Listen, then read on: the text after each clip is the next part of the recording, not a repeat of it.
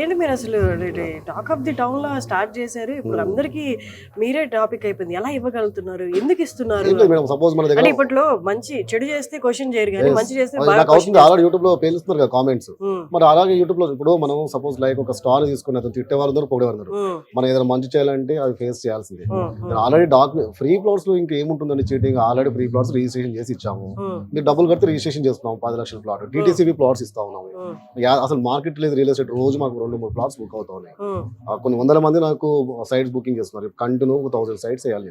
ఉమ్, వేయలేకపోతాను. వేరే వాళ్ళకి ఇస్తే మళ్ళీ మిస్యూజ్ అవుతుందని చెప్పి నేను దగ్గర ఉండే సైట్స్ చూస్తా ఉన్నాను. ఉమ్, RRR పక్కన వచ్చిందండి యాదాద్రి. ఉమ్, మన RRR యాదాద్రి దాటి కూడా మీకు క్రాస్ చేసి 50 కిలోమీటర్స్ వెళ్తే అక్కడ అమ్ముతారండి 5 lakhs, 10 lakhs, 20 lakhs plots. But మనం ఇంటర్ సిటీ దగ్గర భువనగిరి పక్కన జస్ట్ మేము 10 lakhs ప్లాట్ ని ఫ్రీగా ఇచ్చాను. ఎవరు ఇస్తారండి? ఎలా ఇవ్వగలిగామంటే 1000 యూనిట్స్ లో 100 మందికి ఇస్తా ఉన్నాం. ఉమ్, ఎందుకంటే మాకు మార్కెటింగ్ లేదండి. బయట మార్కెటింగ్ ఏదైతే కార్పొరేట్ లో రియల్ ఎస్టేట్ ఉందో అందులో మీకు చాలా యూజ్ కమిషన్స్ ఉన్నాయి. 2% అనుకుంటారు, యాక్చువల్లీ నాట్ 2%.